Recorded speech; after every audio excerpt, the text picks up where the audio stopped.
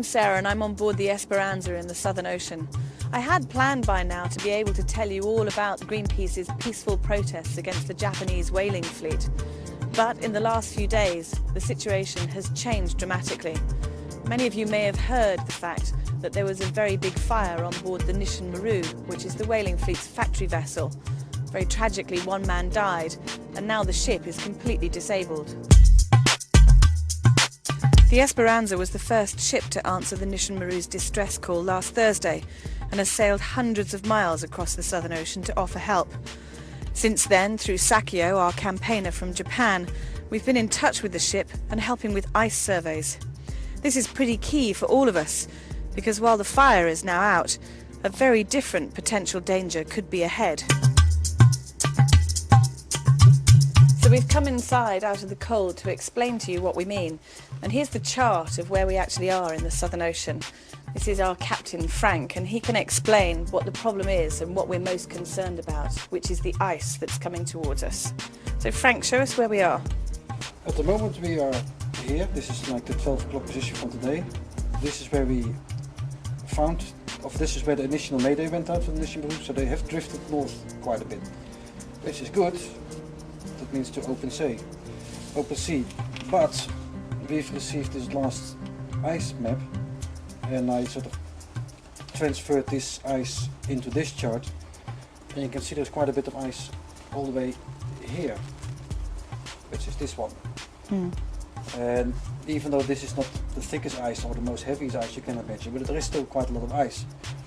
My big worry is that the winds are blowing from this direction and blows this whole lot, including the Nisshin Maru, in this direction, and that it gets entangled in all this ice.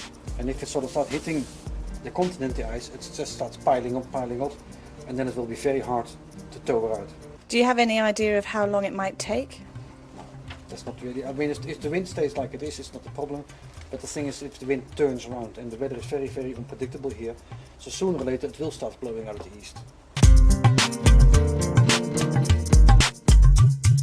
Large pack of ice to our east that we're concerned about. It's about 50-60 miles long, running north-south, and broken sea ice. Greenpeace has offered to help the fleet, including towing the Nisshin Maru if necessary, because it's the right thing to do to keep the people and the environment from further harm.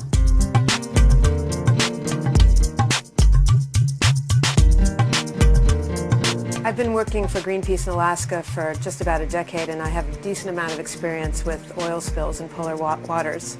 And I can tell you that any efforts at trying to contain and then remove oil from the polar environment is incredibly difficult, especially down here in the Southern Ocean, where the Nisshin Maru is in a remote part of the Ross Sea, and there's no oil spill equipment for hundreds of miles, if that.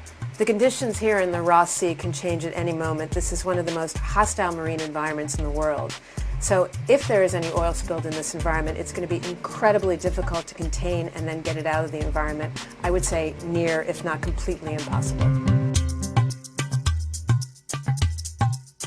We'd like to make a direct appeal to the Japanese government to urgently take up our offer for the sake of their crew and the environment. It seems pretty clear that this whaling season is over, but that doesn't mean an end to whaling. And Greenpeace will continue to peacefully protest until we bring the commercial hunt to an end. But for now, our thoughts and our actions have to be focused on the people on board the Nisshin Maru and the pristine environment of Antarctica. We hope you'll continue to support us.